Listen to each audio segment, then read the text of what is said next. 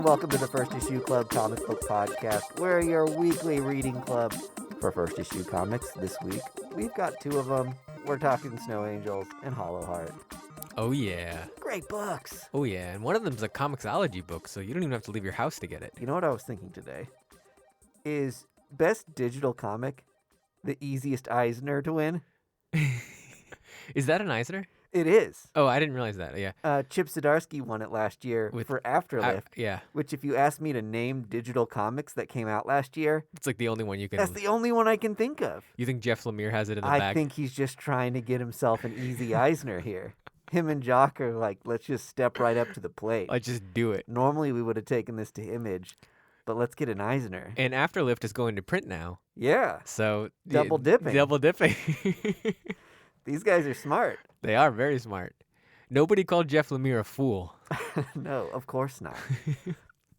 So I'm Mike D. The Budget King is with me. I'm here. We're going to get into some comic book news before we get into those books. And we're going to start by talking the buzz of the week, the eBay Stratosphere launch that was comic book cards this past week. Oh, my gosh. It's crazy. It had... Did you go digging in your own old collection for things? You know what? I didn't because it's buried under boxes and boxes. They're also probably in really bad shape. I remember them being like stuck together, like peeling some apart, like going back through them to look at them. But I mean, I saw some on here that people were asking like $50 for that. I was like, I know I have that. I have at a minimum one copy of right. that. So yeah, so what we're talking about is that comic book cards have blown up to the point that they're not Pokemon level. No. Which those are in like the multiple thousands. But comic cards that were 3 months ago, Trash. worth 10 cents are now worth $50, $100, and in some cases $600. And it's specifically, people are really gunning for the early like 1994 cards that you can also get in comic books. So people are buying these first edition of X-Men, which are like literally the most printed X-Men books in the history. There's tons of these. And people are, and we sent this picture around in our text chain. They're selling it as the rookie cards of these comic book people. There's no such thing as rookie comic book cards. Like when we're talking about a first on-card appearance, give me a break. That's out of control. We have to draw a line somewhere as idiots spending our money on stupid things. Okay, so you know one thing that is fueling this? What's that? Wall Street, in this whole like Reddit world of like manipulating market and just like betting on things, is starting to invest in cards really as a commodity, which I know is good for you because that's something you have a lot of. I've collected them my entire life. So comic cards are also like part of that now. Yeah. If you don't know the story of like the Charizard, of how it went to like $75,000 at some point, or maybe even more, go look it up. The comic book cards aren't to that level, but the fact that a Deadpool rookie card is selling straight up, I mean, we saw it sell for $200. Yeah. Is mind-blowing. And I don't know wherein people have any finger on the pulse of scarcity. Just because it went from being zero market to hella market, right? Which seems to be a trend with comic book stuff. That I just see one thing sell on eBay for a large amount of money, and then everybody's like, I have to own or sell this fucking thing. It has to be part of COVID culture. That we're just so mind-numbingly bored. People are just like in it, and they're like digging through old stuff, and they're shopping at home. Yeah, you know. And we're in the golden age of like, I was thinking about this for like indie comic books. They get this scarcity push. Yeah. That like, it could be a good book and it's scarcity and then it has hype, which like 5 years ago didn't exist. So you'd have an indie book, it might be good, but nobody cared about the print run of it. Sure. Or what publisher it was necessarily like on. So it didn't get that bump, the value bump.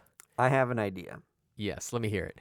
We're going to sell one of our own comics to the other one for a crazy amount of money and start the spec snowball for whatever this weird random comic thing we have is. I love it. The beauty of this isn't market manipulation because this isn't stocks. Right. This is comics. It's just comics. It's the Wild West. So yeah, let's do it. Do we lose money in buying and selling fees? Not enough. Yeah. Yeah, we're gonna be filthy rich by the end of this. So So we're going to look for like some key spec accounts then. yes, Sell this thing and then mention them or post it and be like, wow, can't believe how much this sold for, and just see if we can get it right. going. Yeah, yeah. I know all of these accounts. I like follow most of them. So I love this idea. I didn't think we'd go there with the comic book card conversation, but No, this is where we should this go. is the plan Yeah, now. that's what this is. I mean, to bring it back around, Yeah. like these comic book cards should have no value. Mm-hmm. Their art belongs in the comic. They don't belong on a 4x5 piece of cardboard. It should be worth nothing. Yeah, right. And the fact that it's worth anything over a fun $1 is crazy. It is. What else we got in the news? Newsarama, I love this, quoted Marvel execs saying that Reptil will be its next biggest hero. Are you familiar with Reptil? No.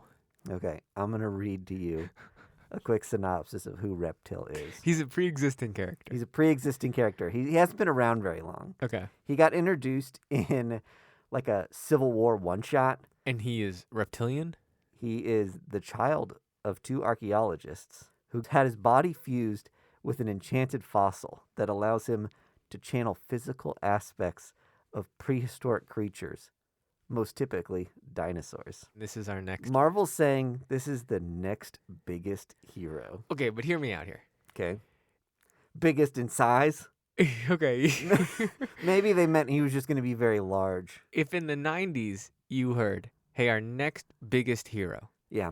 is going to have the powers of Wolverine and the costume of Spider-Man, you would have been like, no, you're an idiot. But therein lies Deadpool.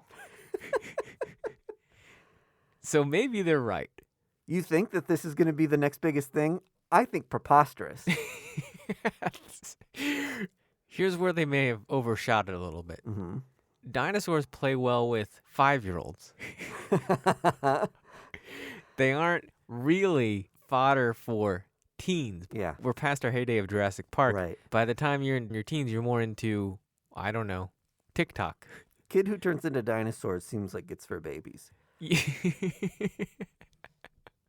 Kamala Khan was like also for you and me. Totally. You know what I mean? I loved those comics. It's the Shrek thing, where you got to scale up the thing. Like, Shrek was funny to parents, entertaining to kids. Yes. Kamala Khan is very appealing to me as a person who wants that type of stuff in comic books, and also great. Super powerful Yeah. to younger people. Yes, yeah. Reptil, great for 5-year-olds and doesn't scale. Yeah, exactly right. on paper. I.e., not the next biggest hero. What? Maybe it was a typo.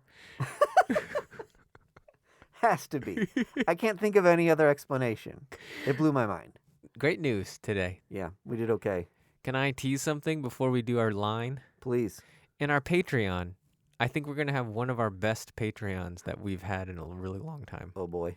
We are doing a whole little bit where we do what comic book person would you bring to your cousin's wedding? Yeah, top 5. Top 5. Who were the top 5 superheroes to bring to your cousin's wedding? Doesn't have to be superheroes because I might have to amend my list. Oh, comic book characters. Yes. Yeah, you're right. Okay, sorry. Jimmy Olsen could be your plus one.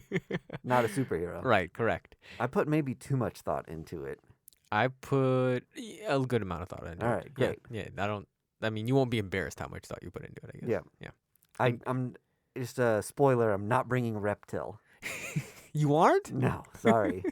Sorry, Reptil. Okay. Here's the problem. If this were a year in the future, you'd be I'd be, obviously like, thirsty for Reptil. You'd be stupid not to be bringing Reptil. He's going to be the biggest thing. Yeah. He won't even fit in the venue. He's going to be so big. So big. Well, with that, let's get this podcast started.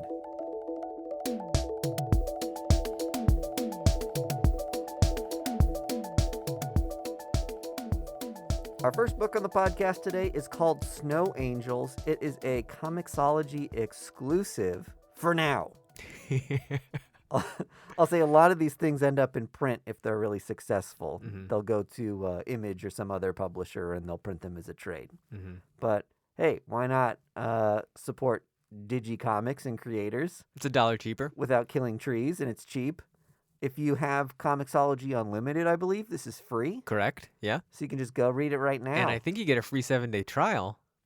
So is it just 7 days now? Something like that. It used to be like 3 months. Okay. Either way, you can read this book for free or next to free. Yeah. So Jeff Lemire wrote this. If we haven't mentioned that yet, we love Jeff Lemire. Mm-hmm. Let me count the ways. Only person we like more is Matt Kint. That's true. Our two favorite. They're kind of a pair, aren't they? Yes, for us at least. We funded Cosmic Detective on Kickstarter. Mm-hmm. And that book's coming out. We got an email update the other day, which I love that on Kickstarter. They really promote, like, hey, your audience hasn't heard from you in a while. Let's send everybody an update. Right. So I can be like, oh, they are actually making the thing I paid for. Right. Yeah. They're not just like disappearing with my money. I funded a $200 watch that had a tiny taser in it to wake you up. Oh my God, never heard back? Never got it. Ugh. And their whole thing was that it releases adrenaline so that you immediately like wake up. Oh my God. I don't think it was quite $200. That's embarrassing. But it was more than $100. And they took that money and fucking ran. Yeah. But not Cosmic Detective. Oh yeah, our point is Jeff Lemire's reliable. He's not going to let you down. Mm-hmm. He's going to follow through. Does he follow through in Snow Angels? Probably. Artist, Jock. Jock. Super famous comic book artist. Yeah. One of the top. Yeah, I mean, what's crazy with Jock is like, you know, when he was doing Snapshot or Witches, people loved it. Yeah. And then he comes and does like a heavy-hitting DC stuff and the Batman Who Laughed and all that kind of stuff and just like seals his fate is amazing. All right, so this book is about, here's my fun synopsis for it, a township that lives in an icy Grand Canyon. Obviously, it gets crazier from there, but what do you think of just the setting outright? The setting of it was both vast and minimal, which great. It's awesome because it's never ending long-wise, but very small. There's like nowhere to run and hide. Yeah. You're just like in a canyon, covered in ice. You're slip sliding everywhere. Mm-hmm. It's such a wild idea. In my head, it's like, this is the future and the world is filled with water and has gone into another ice age. Mm-hmm. And so the Grand Canyon like filled up with water. Yeah. And now they're living in it. That's like what my head put together. Right. You know, it's crazy you're saying the Grand Canyon. I like literally thought of it as like infinite, but you're right. It has to have an end. They just can't go to it. Yeah. They can't survive. The environment is just so brutal. Right. They mention like if you go above the canyon, the winds are just so high that you wouldn't like last a day. Mm-hmm. It's unlivable. Just that on concept alone, I'm intrigued. It's so fun. My brows both raised. Is it more impressive to make both brows raise or just the one? I think if you do the one, people think you're doing the people's eyebrow, the rock thing. Yeah, right. And so then they're like, oh, you're stuck in the 90s wrestling era? Which I'm not. Yeah, okay. But I'm full-blown surprised. So. Okay. Surprised. Yes, okay. Not challenging me to a fight. So 2 eyebrows, we've decided. Yeah. I'm glad we can put that past us. The other thing that this book has, so it's like, yes, the world of it is just like completely nailed. Yep. Then there's the typical Jeff Lemire thing, which is like the familial relationship thing in dealing with different stuff like that. So there's a dad where the mom died and he's raising 2 girls and he's kind of raising them like boys to survive in this patriarchal society. So it's beautiful. Right. To have that as well as... He also mentions a brother briefly and then is like, I don't have a brother. I meant your mother. That has to be a tease for something later. Yes. Did he fuck his brother? Their mother is his brother. Your mother is your brother. He's either ashamed of his brother or he doesn't want them to know that his brother is like someone else in the community or something. I'm not sure. Yeah. Well, they don't know that his brother existed. So that's something I'm assuming he actually has a brother. He's just lying to his kids about it, right? Yeah. We're both on the same page there. Unless it was truly a typo. It was like, oh, didn't mean to do that. Let's just, instead of correcting it in the word bubble, we'll explain it in the next panel. Right. I'll correct myself in the next panel. Yeah. That would be a good red herring for Jeffrey to do. But you're right, the relationships between the characters were fantastic. But before we even realize there's a township or there's other people in the canyon, we've spent a lot of time with just this family traveling through this ice canal. Yeah, totally. This is going to spoil it a little bit. So they have this thing where they're like, and the other thing you need to fear is the snowman. There's 3 tenets of canyon life. Do you know them? 1, the canyon always provides. Okay. 2, something about not leaving the canyon, maybe? Okay, you can't ever leave the canyon. Good. And then 3, The snowman's is going to get that the snowman's going to get you? you? The snowman's going to get you, I think is what it is. Yeah. So when you read that, Uh-huh. as an adult, you assume snowman is their nomenclature, their towny nomenclature for... I was picturing like a grizzly bear or like some mega ice age creature. Right. Come to find out, it's actually a cybernetic suit. Either way, this thing massacred the entire town with a knife. Yeah, So right. straight up like evil, bad. You follow the family on this really intimate trip where they're going on a hunting expedition. Again, frowned upon for the women to join Mm-hmm. that, especially kids as young as his daughters. But he's having this special moment. It's one of their birthdays. And when they come back, town's bloodied. Yes. Oh, can I also say, I loved this moment where he gave his daughter this like trinket he'd found from like the people of old. When she clicks it on, it shows like grids, Geometric maps. constellations, Yeah. maps, all kinds of like crazy cool looking stuff. That little bit blew my brain Made wide open on like what this world could be, what it used to be. It expanded the world huge. Yeah. Yeah. In that just that one small sweet moment, Right. it really does plant the seed for this like cyber killer guy to to show up at some point, right? Right. That above the canyon is there great cities with like amazing technologies? Are there metropolises inside of domes? Right. Wherein technology and modern life still flourishes, and these people just happen to survive for hundreds of years in an apocalyptic future because a canyon sheltered them from the elements? Right. Maybe. Right. We don't know. These sort of books that make you just speculate constantly And it's so... are really the good ones. Oh, I love it. It's so easy to enter. It's simple but vast. It's Yeah. awesome. So they're stumbling in, they're seeing that the place is massacred, right? Yep. And the dad is like, quick, like, you gotta listen to me. Get underneath a dead body. Yeah. That would be my go-to move in any mass shooting. You've thought about this? So many times. Yeah. Is like, I'm gonna try Pretend to... you're dead. Yeah. Try to find the dead body and put it over myself. That's my go-to move. Ugh, it gives me chills just thinking about it. Yeah. I think I'd be so panicked that I wouldn't even be able to like make any intelligent, informed decisions Oh, about survival. the fact that I'm pretending like I could do that, I'm just thinking like it seems like a good enough plan to work. Yes, totally. Obviously, the dad's going to be on high alert to have his kids like shut up, hide, whatever. Mm-hmm. Does he relay that information in such a quick manner that it would insinuate to the reader that he is informed already as to who or what this person is who's done this thing? Could the snowman be his brother? Okay, that's good. That's a really good insight. That's the long road I took to say maybe snowman is brother. I took it like this. Oh, that's really good. That's really, really good. I took it like he is such a hunter of prowess Uh-huh. that like it kicked in like hunter prey Yeah, sure. mode, and he was just like, okay, This is how you survive. yep, I know that I'm the prey now, so hide. There's literally nowhere to hide in the canyon, so cover yourself with someone else. Yeah. Yeah. Mhm. That's like those are your options. Cover yourself with Gary, or you're out in the open. Right, yeah. As his blood drips on you. Try not to get turned on. I dare you.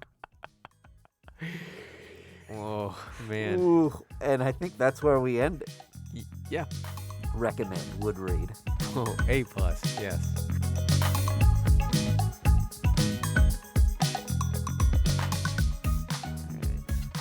Everybody's got a hollow heart.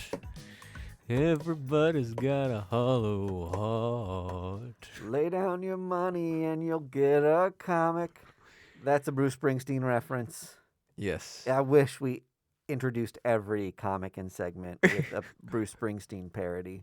We're both a couple Jersey guys. Just Boss fans over here. Yep. Ho, ho, aloha. What do you think about the controversy surrounding him right now? Okay.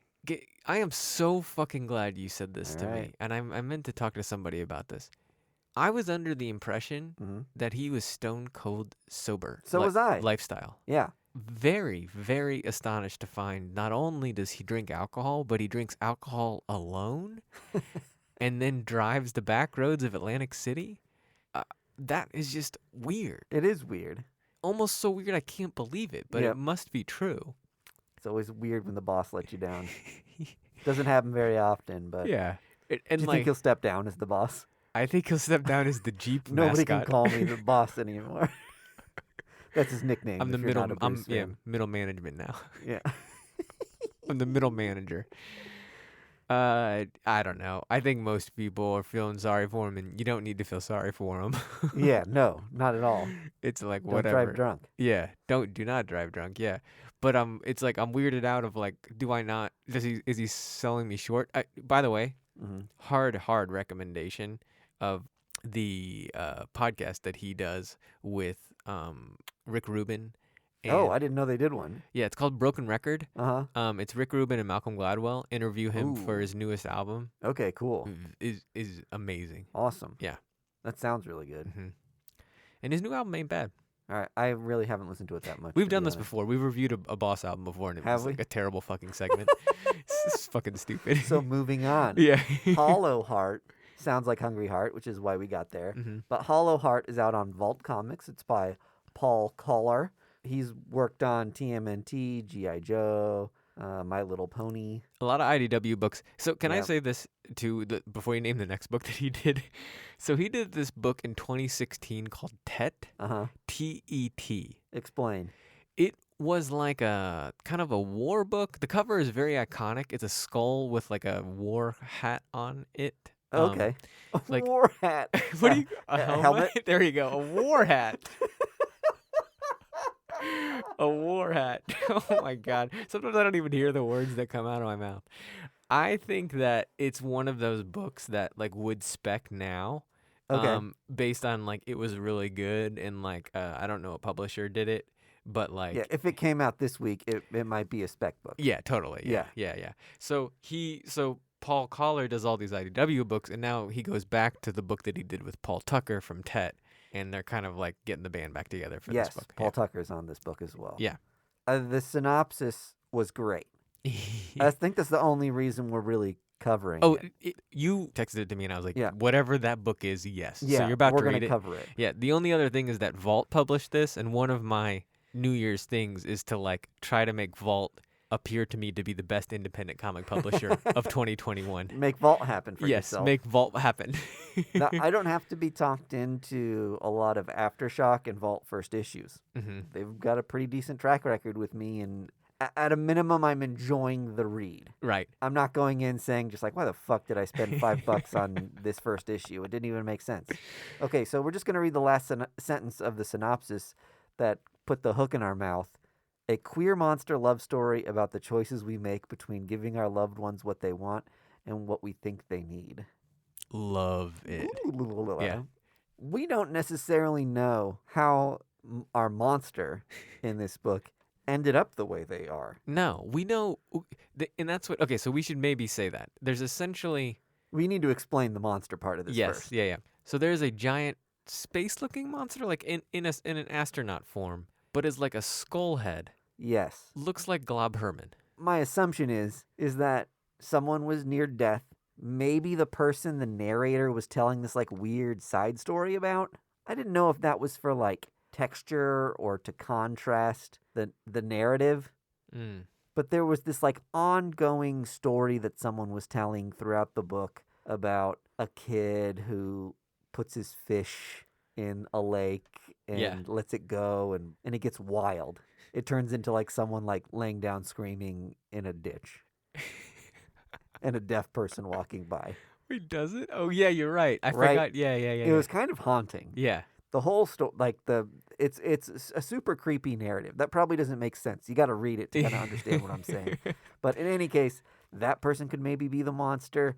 My assumption is here, or I feel like we're led to believe, that this was a human whose body deteriorated, and now their guts and bones and shit are packed into this machine, keeping their, like, goopy, basically dead body alive. Yes. What is the comic book that's like cement? It's like the guy that's all cement that looks like the Thing. I know exactly what you're talking about. Yeah. Concrete. Concrete. I was close. Yes. Cement. Cement. This is it. If you read those books, are beautiful. Yeah. It's kind of like Concrete. It's like this person is so big and out of place that you love it. Yeah. Because you feel sorry for it. Contextually, you find out that you think this person is trying to escape as they're trying. Sorry, the monster. You think the monster is trying to escape. It's like within a facility. Yes. When it tries to escape, they have to like repair it. Through the questioning of it, you find out that they're like, hey, you would die If you leave the compound. if you leave the compound. And they're like, yes, like I want to escape. Which you as the reader and both the main narrator fixing the person realize, oh, this person is actually trying to kill themselves. Right. Or sorry, I keep on saying person. This monster is actually trying to kill themselves. Right. Which pulls at the heartstrings of that person. And we get the main narrative of what I imagine is going to be the rest of the series of this person now trying to break that monster free Yes. and let them go. And Right. From the synopsis, giving our loved ones what they want and what we think they need. I don't know if releasing this person out into, or this monster out into the world free is going to solve their problems. No. I think they're living a brutal, awful existence with, like, encased, entombed within this, like, robot with a dome skull. I mean, to be honest, most people, anybody, would say if somebody wants to kill themselves and I can help them, you're going to try to help them live, though. So yes, you're right. So that's like they're doing what they should be doing. The part I thought you were going to say about the synopsis, go ahead. Those people aren't raw skeletons, though. Okay. The line that I thought you were going to take umbrage with in the synopsis was a queer monster love story. I thought the monster was going to be queer. Me too. Yeah. And still could be, I guess. Yeah. But the obvious, when you read the story, you find out that the mechanic is the person that I think they're referencing as queer. Yep. And who has a love, kind of like side secretive love fling, which I love this. Yep. With a very much like machismo dude. Yep. Their love scene made me laugh. This is just like massive Hulk guy Oh yeah. being like, look at these wee biceps. You're so tiny. I love Like, that you're compact, I think. I love that you're compact. Yeah. That's so funny. If you look at this engineer mechanic by himself alone, he looks like a nice cut, swole guy. Yeah. And then in comparison to his boyfriend, lover, we don't know. Secret lover of This sorts. guy's huge. Yeah. Do you think the monster and the engineer fall in love while he's trying to, like, help him escape? So, okay. And I mean, we don't even know if the monster has a gender. Correct. I don't think anyway. The other thing that we have that is really interesting is like I think that the main character does like a Tinder date one night stand with a random person. Coworker. Oh, a coworker. Yeah. Mm-hmm. And like has an existential crisis after it. Is that what it is? Like, and is like, what the fuck am I doing? I gotta go save the life of this monster. Yeah. I love that. Like that felt real. Yeah. Like it's like you had sex with somebody that you're like felt gross about, and you're like, what am I even doing with my life? Uh-huh. I'm gonna go make meaning now. Yeah. I'm gonna make life mean something rather than just give in to my carnal urges. Well, especially since that conflict happened with someone in the workplace, and the thing you're gonna rectify is in the workplace. Yeah. There's a couple things working there. Right. Okay. It was not the same guy though, right? I think it was the guy sitting in the control room. Okay. I don't know if you remember this, but there was this very clever part where the engineer wanted the monster to be sincere and honest with him. And he said, I'm going to need some privacy, guys. Gets out a ladder, goes up to the security camera, and pretends to turn it off. Mm-hmm. And comes back down and is like, now we can be honest with each other. But he doesn't turn it off and they get to watch He everything. doesn't turn it off and they get to watch. And he, in that situation, gets out of this monster that he would like to end his life, essentially. Yeah. In so many words. But when he confronts that coworker later and asks him, I mean, how do you feel about that? we heard this person we're keeping on this compound say they'd rather not live Right. than be here. And he's just like, I don't fucking know, man. Like, I don't get paid to care about that. Right. I'm going to take the conversation a little bit differently. Yep. So here we have an author who mostly writes IDW books that are pre-existing content. Yeah. Right. Properties, G.I. Joe, TNMT, My Little Ponies, all that kind of stuff. And then they write this independent book, and we like really see them flex Yep. and like get into some shit. Last week we had Kyle Higgins write Black Radiant, who had been writing Power Rangers for a long period of time. Radiant Black. So, sorry, Radiant Black, yes. This book is leaps and bounds better than that one. And Radiant Black wasn't a bad book. Like I liked Radiant Black. I didn't dislike it by Yeah. any measure. Yeah. But like I'm just saying that like it's cool to see like somebody pent up writing for pre-existing properties or is not a bad lifestyle. Right. But I think that it always leaves you wanting to scratch this itch of like, well, I got to do my own thing. Totally. And like here, I shouldn't have made the comparison to Radiant Black, but here it just is like, damn, yes, this dude needs to be telling stories. Again, just like the Snow book was, what was it called? Snow Angels, worst title. That's my criticism. It's about not that a good title. one. Yeah. But just like Snow Angels, it's a sort of book that as you're reading it, you're asking yourself so many questions about the world, the repercussions, where do I think it's going to go, where might it actually go, and that's always a sign of a good book. At a couple points, I was confused. So there's a couple like clue-in things that I need to help me out with this book, but overall, really good read. Totally. Really great concept. I'm super interested. There was a variant that was like an homage to a ROM cover. I'm trying to think cool. of who did original ROM. Was it like Frank Miller? Yeah, it was Marvel though, right? Yeah. Yeah.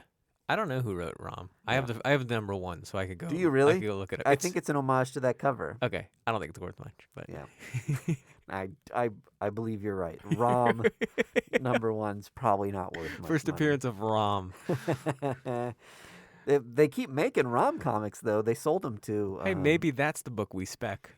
We spec ROM number one. ROM number one. Some like random bargain bin book. Yeah, exactly. I love it. People are clamoring for ROM Yes. number one. Right. Yeah. Cool. All right. It's been another week. Like Budgie King mentioned earlier in the show, if you want to hear what superheroes we would bring to our cousin's wedding, you're going to have to check out the Patreon. Next week, I believe, what is it going to be? This Friday, when the podcast drops, we're going to have another episode of Crosstalk. Crosstalk. And we're starting to get submissions for theme songs. Yeah. So we'll debut, at a minimum, a theme song option. And I can't wait. I cannot wait either. The cliffhanger on the last Crosstalk was that Madman showed up, so we've got a lot to find out. The only thing I'm more excited for what's going to be happening in Crosstalk 4 is to hear the theme song of our new show by our fans. Ditto. All right, we'll see you guys next week. Bye.